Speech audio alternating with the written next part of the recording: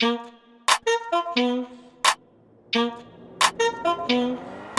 we're going to ask you to construct your Premier League 11. Whoa. What, of all time? No, relax. Current Premier League 11. Because look, if it was all time and I didn't put Thierry Henry in there, there'd be some arguments in this. Very, you won't big make it out of here argument. live, and it's a video call, so that says something. So I mean, we'll work our way through. You know what?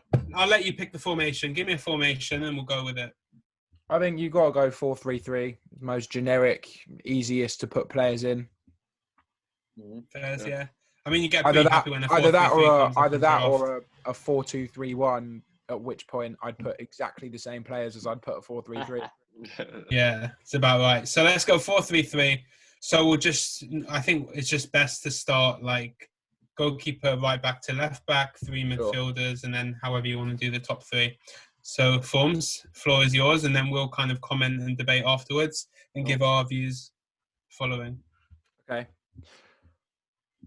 Hugo Lloris. And reasons, please. Hugo Lloris. But listen to me. Hugo Lloris in goal this season, because the goals that we've conceded, albeit we haven't conceded many, the goals that we have conceded have come from other players' individual mistakes, not the goalkeepers. I think we've conceded 4 pens, and penalties are lottery. You're not a good keeper if you miss or you save pen. Conceded 4 from pens. We've conceded, I think, 5 from corners, which you can't blame a keeper when a team when a team scores from corners. It's defenders. Where's your marking? Clear the ball. He's made some ridiculous saves, some game-changing saves. He's probably been the most consistent keeper this season. Obviously, you've had Alisson, who's been injured. Ederson hasn't really been as good as he was this last season, 2 seasons ago. Mendy, came in, kept however many clean sheets, but the past couple of games, look at him. He's conceding goals like Kepa. I just think if we're talking consistent goalkeepers at a top level and a leader on the pitch, Hugo Lloris is my number 1 spot. Hi, Formz. And that's not even biased because I'm not going to put that many Tottenham players in the 11. Yeah, we'll see. We'll let you run through it and then we'll analyse after. So goalkeeper Lloris. Now let's go to the right back. See, typically you'd want me to say Trent, but not this season. I think this season Trent's been one of the best, but there's others who have been probably the same level. But then again, I can't really give compelling arguments for anyone else. So is Reece James in the conversation? This is the only other option I've got is Reece James. But then you look at, I mean, I'm trying to think of individual performances against team performances, and Reece James is definitely up there. Kyle Walker's been pretty solid. He's getting old, but he's pretty solid this season. Is Tariq Lamptey a right back or a left back? Right back. That would be. I don't know if I'd say he's the best in the league. He has potential. He's shown a lot of potential. I don't think he's there yet. When you look at the likes of Reece James and Arnold. I'm gonna go with Trent. I'm gonna go with Trent only, but the reason being I can't think of why anyone else should be in there above him. And that's my only reason. He's sick. He's ridiculously good. You put it across 9 times out of 10, it's hitting someone's head, a Liverpool player's head. So yeah, I'm gonna go for Trent. Okay, two centre backs. It's bloody hard. There's actually been quite a few. I mean, with centre halves, feel free to throw your own ideas in and let's bounce off each other for this. Who are you guys thinking? Centre backs. See, if we did and he was fit throughout this season, I'd say straight away Van Dijk. He's played 5 games. Well, let's say this. Let's say injuries aside, the current top Premier League 11. So current, but ignoring injuries. So like before they were injured, I think is fair. So you put Van Dijk in there. Fine. So you got Van Dijk in there, and you got Eric Dyer. Don't make me laugh. You got Van Dijk in there without a doubt. Fine. If we're thinking currently rather than just like the past 14 games of this season alone. Ruben Diaz? No. I was going to say him. I think he looks quality from Solid. He can distribute as well. I prefer Laporte. Yeah. I is a good prefer player. Laporte to the point where I'm actually going to put those two in. I'm going to put Van Dijk and Laporte because I don't think Diaz has done more than Laporte for me. Okay. And then your left back? Sergio Reguilon. Really? Best in the Prem? No, because look, name me your top 3 left backs in the Premier League, and I will tell you a reason as to why I think Reguilon over them. I'm throwing Kieran Tierney in there. I'm just saying I'm throwing Kieran Tierney in there. Fine. There's been an argument this season throughout of who's better, Tierney or Reguilon. Any other season before we signed Reguilon, if you were comparing a Tottenham to Arsenal starting 11, I would back Tierney all the way. I think he's sick. I think he's very, very, very good. I think in a team where, like Tottenham, where we have the defensive power in Alderweireld, Dyer and Højbjerg to sit back and let our fullbacks run forward. In an attacking sense, I don't trust... Okay, Andy Robertson, fine, but I think he's fallen off a little bit this season, and I'll explain why in a bit. But in an attacking sense, I don't see a more screwed-on left-back than Reguilon. I would argue that Tierney's insane. I think he's probably one of the better attacking fullbacks. And then, fine, when it's head-to-head attacking, I'd say it's relatively even for different reasons. Okay, yeah. And then you look at defence.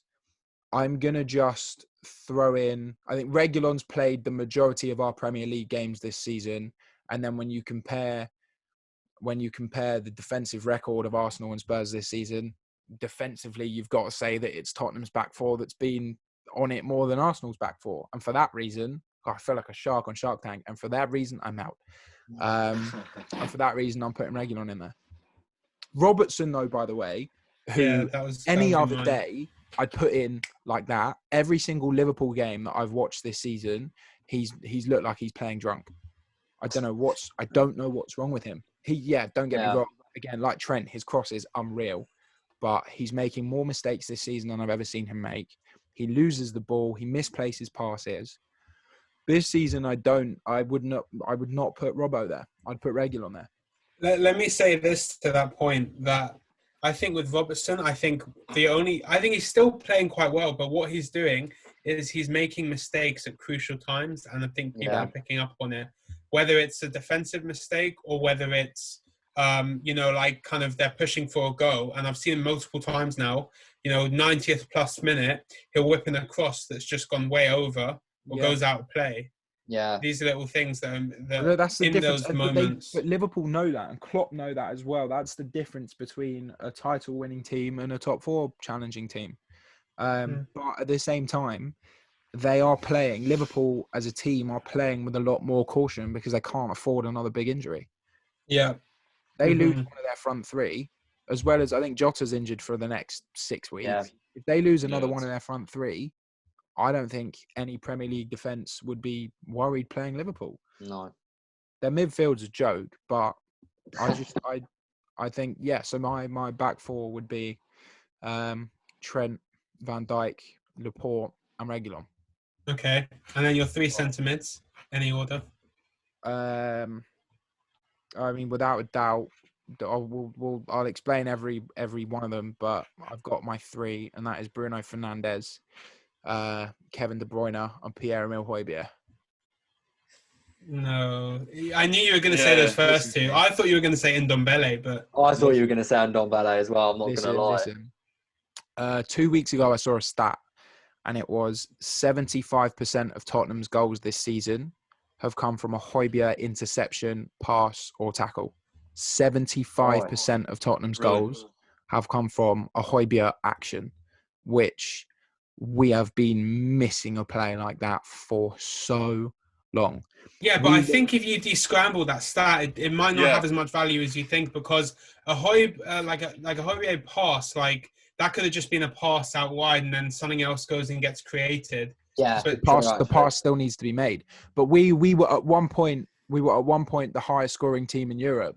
And if you think of being the highest scoring team in Europe and 3/4 of your goals coming from an action of one player, like what does that mean? Scoring The team in action? Europe with the way you play, I have no idea. That's just shocking. We were at one point with Son banging in a goal every game and Kane banging in a goal every game. Yeah, Jovan, what were you going to say? But what do you mean by action? Like, until when can you say that it's his action that inspired the goal? It was like, the stat was 75% of our goals came from a Højbjerg pass, tackle, or interception. So the interception thing, I think the tackle I could take a lot out of, obviously. But I mean, if we're talking about, a ball that he's just playing in 10 passes before the goal. Fine. Look, if even if you eradicate that stat, I think that we have never looked more comfortable defending with him on the pitch. I think he has come in. He's been our signing of the season.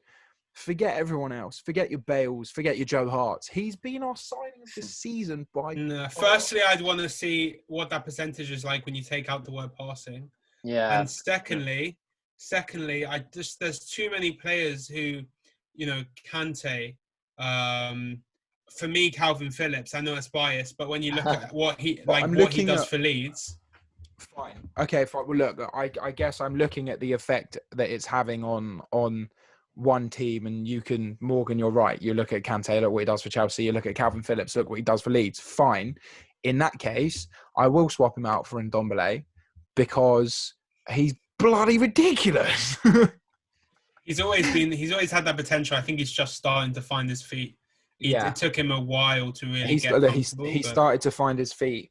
He started to find his feet at the start of the season. I think he's possibly been one of our best players this season, without a doubt.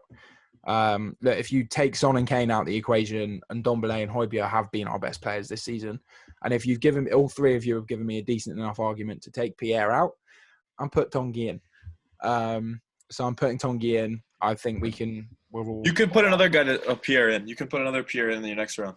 You can't. You literally can't. You fully.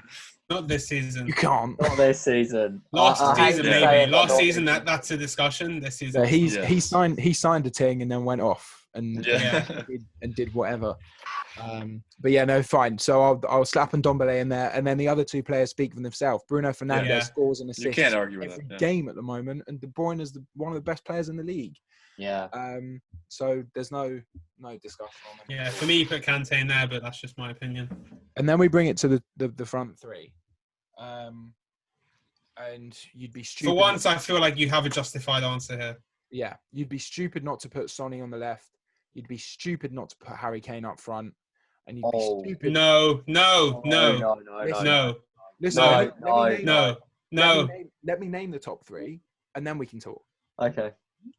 My front. Your third player better not be a Spurs player. No, it's Salah. Okay, I was going to say, because I thought you were going to say no. I was like, okay, some we have a debate, but you can't throw someone else in there. It's just wasting our time. Can I just precious time? Let's start with Salah, because he's not Tottenham, and there's less to talk about. He's world class, without a doubt. Liverpool would be. I don't think Liverpool would be anywhere near Liverpool standard without Salah. I think he's exceptional. I hate him as a person and an anti-Semitic player, but I think he's world bloody class, and he's one of the best right wingers in the world. So that's why I'm slapping him there, and I don't think anyone can disagree with me. Left wing, Sonny, again, world class. He's proving it. He's proving it this season. He's, I think, the second top scorer. He's got loads of assists. I'll be honest though, past couple of games, Son's gone a little bit missing. I don't know if any of you have seen Tottenham's past couple of games, but it's gone a little bit missing. And the past 2 games in a row, we've taken Son off, and within 5 minutes we've conceded. I don't know if that means anything, but Son is and has been pivotal to Tottenham's attack and providing Harry Kane with the goals. And now we move on to the top man. I said Harry Kane. All 3 of you went, no. So no, it wasn't. I said no because I thought you were going to say Harry Kane's Son, and your face made it look like you were lining up a third Tottenham player, and I'm thinking Kane, yes. Son, no. We're gonna have to debate. And if you bring up a third player, then it's just too much, Josh. Look, just on that, Lucas Moura hasn't played enough games. Gareth Bale doesn't play in the Premier League, and he pants in the Europa League. Steven Bergwijn's played 10 games, assisted 0, scored 0. But yeah, onto the final player, which is Harry Kane. The man's bloody world class. You can't. He scores goals. He assists goals. You can play him. You can literally play him at number 8, and he will score you goals. He's. I can't see it. The two things that have taken him from being in question to be one of the best strikers in Premier League history to, all right, he's a serious bloody contender, is the fact that he's added vision and passing to his game. Yeah, it's he's the best thing since Wayne Rooney, I think. I agree. Without a doubt. He's no longer let's see if we can get the ball to Kane when he's in some space, let him shoot, he's going to score. It's now Kane will be anywhere on the pitch, will look for a play. He's bloody Harry De Bruyne. He's Harry the bloody Bruyne. That's what he is. He is by far, this season, I would say by far, top 3 players in the Premier League.